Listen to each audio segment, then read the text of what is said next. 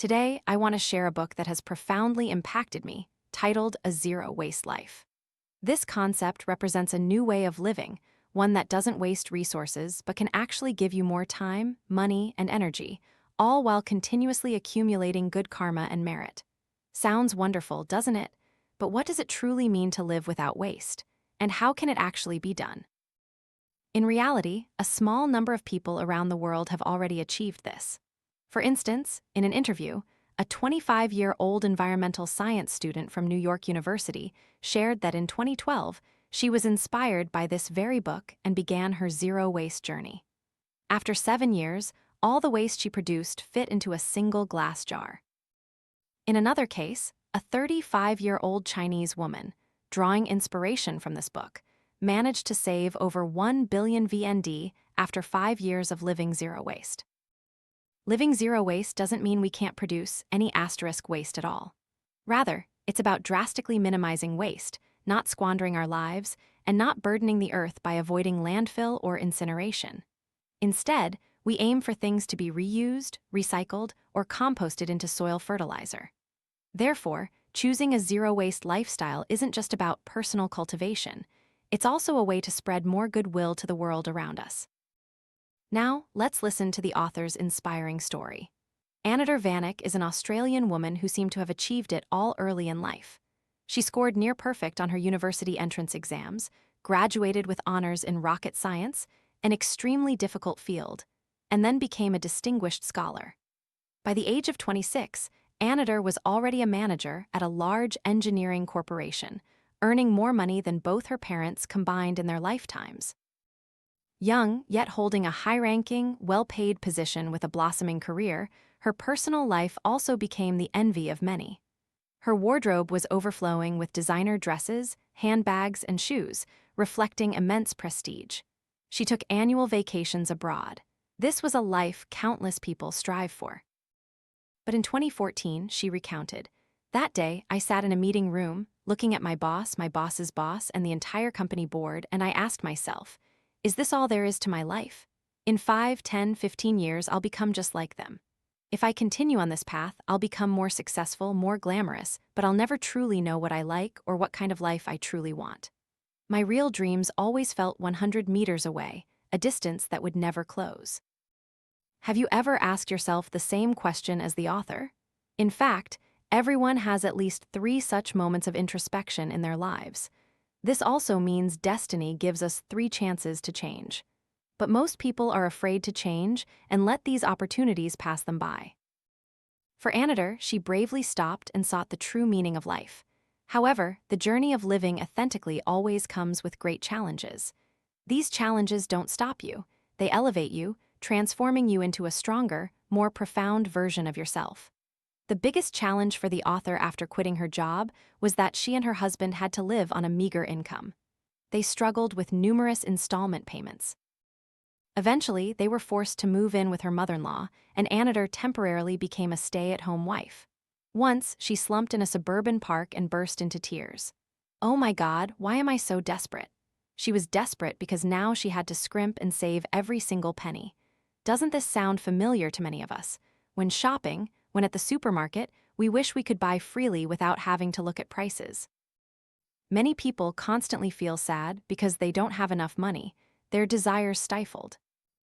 Yet paradoxically, while feeling short on money, their home was overflowing with belongings: clothes, cosmetics, jewelry, bags, shoes, bookshelves, pots, pans, and dishes, all abundant. Every day, large and small bags of various types of waste piled up. We truly possess so much, and precisely because of this, we generate an enormous amount of waste. However, deep down, we never feel truly satisfied with what we own. So, what did the author do amidst these impasses? Would she, like most people, chase after money to satisfy her urge to possess? The answer is no, because she had chosen to quit her job to stop chasing money. Therefore, to optimize her limited budget, Anider chose a zero-waste lifestyle. This was her first exposure to this method. She began to abandon old habits, minimizing unnecessary purchases, limiting waste, and starting to creatively reuse and repurpose every item. This spurred her to learn more about products and the environment. This very process led her to increasingly empathize with the pain of Mother Earth. She called it a precious awakening. If she had continued her old job, she would have remained in ignorance. Did you know? Millions of tons of waste are dumped worldwide every day. Plastic pieces manufactured in the 1950s still exist today and have not decomposed. To produce one t-shirt, 2,720 liters of water are needed, the amount of water one person can drink in 3 years under normal conditions. Australia alone discards 1/5 of the food they buy each week. The fish we eat and the water we drink daily are found in water sources polluted by the plastic waste we dispose of. And that's just a tiny fraction of the countless environmental problems you and I are facing. We tend to think that environmental protection is some distant responsibility, irrelevant to us. But in reality, Mother Earth is silently enduring immense pain every single day. That pain is present in every breath, in every cup of bubble tea we drink, in every bag of groceries we buy, in every doorstep delivery. It was this deep empathy for nature and the environment that compelled Anider to do something, to help change the enormous impact of human wastefulness on Earth. Now she has returned to school to study medicine, writes books, travels the world with her husband, and runs a website sharing about the zero-waste lifestyle, guiding people on how to build a life that is not only happier, but also protects the environment. In essence, Anider's inspiring story shows us that living zero waste isn't about forcing ourselves to be frugal, never spending money, or never generating any waste, as many people mistakenly believe. On the contrary, it allows us to embark on a path of owning less but gaining more. Just like the author, her life has become abundant, and she can now live authentically, pursuing work that aligns with her values. She said, "The zero-waste lifestyle brought me a sense of peace beyond all previous expectations." If you want to change but don't know where to start, and if, from deep within you, a resonance arises with the idea of reevaluating your actions, connecting with nature and the universe, then this could very well be a fortunate opportunity for you to build a gentle, peaceful lifestyle, contributing to financial stability, gaining more time, and sowing many seeds of good for life. In the next part, we will delve into the specific steps and principles for practicing a zero-waste lifestyle. The author presents a 30-day waste-free habit formation plan, aiming to reduce waste by 80% in 30 days while freeing up more time and money for things you love. First, we'll dive into the initial 15 days of shifting perception. This first half of the journey involves 2 stages, reflection and action. I believe this is an incredibly crucial stage for transforming your mindset, allowing you to truly embrace a zero-waste lifestyle. First, you need to give yourself time to reflect and ask, what is your reason for adopting a zero-waste lifestyle? The answer is profoundly important. It's like a silent commitment to yourself that you are choosing a mindful, intentional way of living, knowing what truly holds meaning. Once you've reflected seriously, let's move to action. The first thing you should do is check your trash can. Why do this?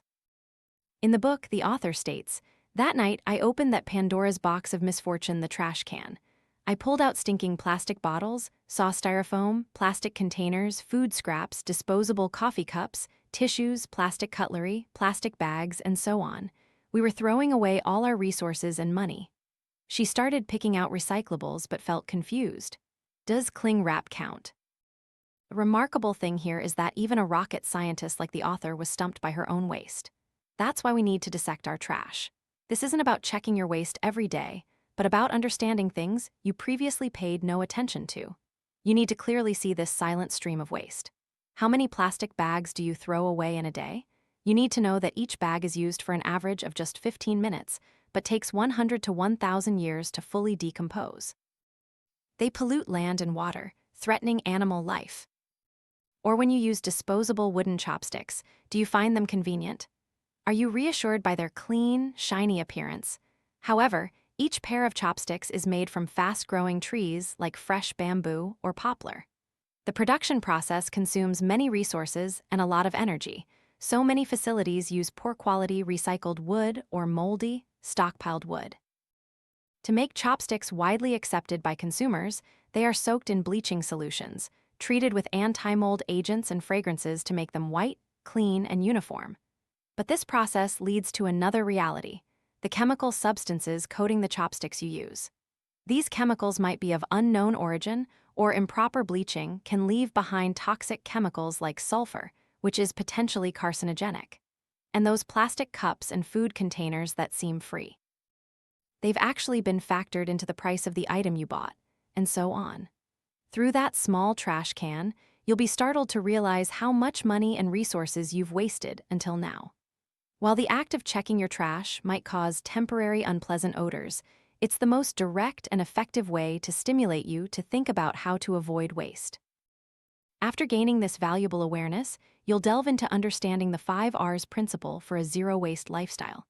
This 5 R's principle includes, first, refuse meaning daring to say no.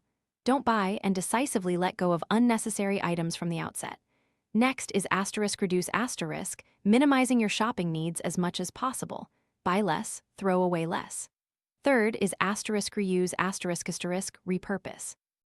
For items about to be discarded, first consider if they can be used for other purposes.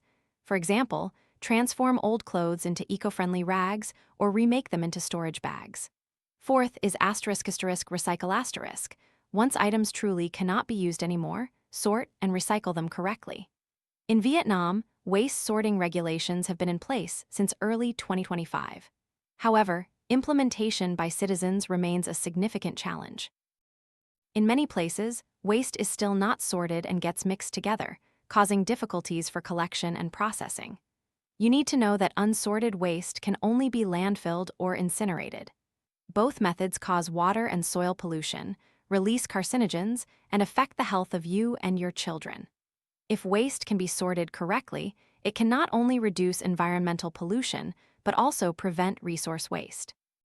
For example, organic waste leftover food, when disposed of properly, can be composted for clean agriculture. I hope that after this content, more people will be motivated to actively sort their waste. All it takes is a little time to learn more about waste sorting and prepare 2 additional bins for your home, one for food waste, one for recyclables, and one for other types. Hazardous waste can be separated and not mixed. Then, when it's time to take out the trash, simply lift the bags and dispose of them. This is not difficult, but such a small daily action can truly bring immense benefits and blessings to yourself, your loved ones, and society as a whole. And finally, there's naturally composting organic scraps, leftover food, and fruit-vegetable peels into fertilizer for the soil. For example, my mother often soaks various peels to water our plants and vegetables, and they grow very quickly and healthily. Our family not only gets fresh vegetables to eat, but also saves a significant amount of money each month. To further improve this lifestyle habit, Anider also offers some helpful suggestions. She advises us to prepare a zero-waste toolkit. This kit consists of 4 main items. First, a reusable collapsible bag, meaning you won't need single-use plastic bags. Second, a stainless steel water bottle. Glass or metal bottles are better than plastic because they can be used repeatedly. So, invest in a good quality bottle that will last for years, saving you money on repeat purchases. Third, a reusable coffee cup with a lid. If you don't drink coffee daily, you can use it for snacks like nuts to boost energy when you're out, eliminating the need for extra plastic bags. Fourth, a stainless steel straw. You might not know it, but straws are one of the most polluting types of waste. Or, if you can drink directly, it's best to tell the vendor you don't need a straw. Of course, you can adjust this toolkit to suit your personal needs. For me, I might also prepare a separate lunchbox, chopsticks, and spoon in case I need to buy food outside. After thoroughly understanding the 5 R's principle and assembling your zero-waste toolkit, we also need to establish some consumption prohibitions. This is an incredibly important and serious covenant with yourself. First, do not buy superfluous items, including clothes, shoes, cosmetics, etc. If you don't truly need it, don't buy it, even if it's on sale. Second, only buy food and essential necessities. Third, you can spend money on new experiences. Use money to make life more vibrant and broaden your horizons. This is truly worthwhile. For example, visiting friends, going on picnics, traveling, or learning new skills are all sensible expenditures. Fourth, understand what is most important to you. If you want to know where your true value lies, then, as the author says, look at your monthly financial statement. These consumption prohibitions will remind you to spend on things that bring long-term meaning and align with your life goals, rather than chasing temporary or non-essential items. Now we will continue to delve deeper and practice, specifically so that these principles are not just understood, but truly internalized, becoming positive habits, a part of you from within. The first is the principle of daring to say no and letting go of what you own. What you need to let go of first are your clothes. Instead of letting clothes control and dominate you, we need to become masters of our own wardrobe. The clothes you wear should revolve around your actual life. An outfit that doesn't fit your rhythm of life will just hang there, taking up space, gathering dust, and you'll never or very rarely wear it. Therefore, the best way to declutter is to take all your clothes off their hangers. When you see everything, you'll be surprised at how many items you possess. Displaying all your clothes not only helps you consciously realize your consumption level, but is also a crucial stepping stone to achieving two things: saving time and controlling your finances. When you categorize and organize your clothes by season, style, length, or color, you'll easily choose an outfit each day without having to rummage through everything. This will prevent crushing and wrinkling, and more importantly, reduce that feeling of confusion and rush every morning before you go out. At the same time, by knowing exactly what you have, you'll better control your shopping urges, avoid duplicate or excessive purchases, and boldly let go of items you rarely use. In reality, it's very difficult for someone to truly commit to getting rid of clothes they've already bought. You'll hesitate, feeling regret time and again. Often, you don't want to discard them thinking, "I'll fit into this when I gain a few more pounds," or "I'll have an occasion to wear this someday." But you'll find that in practice, you consistently wear your most comfortable and practical items. So, for the things you don't wear, don't regret them anymore, decisively get rid of them. If they're still usable, pass them on to someone who needs them more. That's how you free up space while extending their value. Similarly, all other household items should be treated the same way. Don't hold on to anything superfluous. To say no effectively, Anider also advises applying the Noah's Ark decluttering principle. This principle is inspired by the biblical story. When the Great Flood came, everyone had to board Noah's Ark to escape. Each animal species was only allowed to bring two, one male and one female. A third animal would be superfluous and become a burden. Similarly, in daily life, for each type of identical item, we should keep a maximum of two. This is a very clever method. It gives you a sense of just enough, not excessive, and not lacking. You can both avoid wasting resources and prevent clutter. In fact, when you intentionally organize your living space, you are also organizing your life. The act of daring to let go of a superfluous item reflects a growing subtlety in how you perceive the value of things. Nevertheless, change is not easy. So, start by gradually reducing a little at a time, then slowly move towards a waste-free state instead of hastily declaring, "I'll immediately throw everything away." Extremism can lead to regret and go against your true inner feelings. The journey of minimalist living doesn't need to be rushed. It just needs to be authentic to yourself and sustainable. After letting go of superfluous items, you can move on to the next step, making household items yourself to reduce new purchases. For example, beauty products, cleaning supplies, storage containers, and so on. Look at your vanity. How many cosmetic items do you have? Nowadays, consumer stimulation tactics are incredibly diverse. Buy one, get two free, buy a main product, and get many sample bottles. You might think you're getting a great deal on shopping days, but in reality, some accumulated cosmetics expire before you even get to use them. Moreover, the industry always focuses on two core selling points. First, cheap but prominent products. Second, products advertised to restore skin and make it youthful and healthy. The goal is to make you feel insecure, feel like something is missing if you don't own them, fearing your skin will age quickly. But in truth, the simpler your skincare routine, the better. Aside from that, many young people are instilled with the idea that after a month of hard work, I deserve a new purse to lift my spirits. But when you seriously observe your life, you'll realize your spirit doesn't need external things to define it. True, lasting joy comes from inner serenity, when you are no longer controlled by desires or by something everyone uses: detergents. Look at your sink, your bathroom. Are they filled with different types of cleaning solutions? Modern household cleaners can kill up to 99% of bacteria, but this also brings another consequence. The hygiene hypothesis suggests that the human body needs a certain amount of beneficial bacteria to strengthen its immune system, helping the body maintain optimal functioning. But today, families oversanitize, especially with young children, preventing their bodies from being exposed to natural bacteria and thus not developing immunity. Therefore, even minimal exposure to bacteria can cause the immune system to collapse, leading to various illnesses, especially allergies. Scientists are also speaking out. We don't need to fear bacteria in daily life because our bodies already have a natural bacterial immune system. The only place where over 99.99% of bacteria truly need to be eradicated is in hospitals. So, unless you are seriously ill or in a pandemic situation, daily life doesn't require extreme chemical disinfection. We need to live more harmoniously with nature. Anider advises that you can completely make your own cleaning products using natural ingredients. For example, for face wash, simply prepare a clean bottle. First pour in half a bottle of organic sunflower oil. Then add a quarter bottle of organic jojoba oil. Finally, add 20 drops of organic essential oil. Then shake vigorously, shake thoroughly, and use the mixture to wash your face. It cleanses without stripping moisture. Or, you can take fruit peels you've removed and place them in a large glass jar. Then pour in white vinegar and let it ferment naturally for 5 to 7 days. Once this mixture is ready, you can pour it into a spray bottle and use it to clean every nook and cranny of your home, making it sparkling clean. Once you start making homemade products, you'll realize that life can be so simple.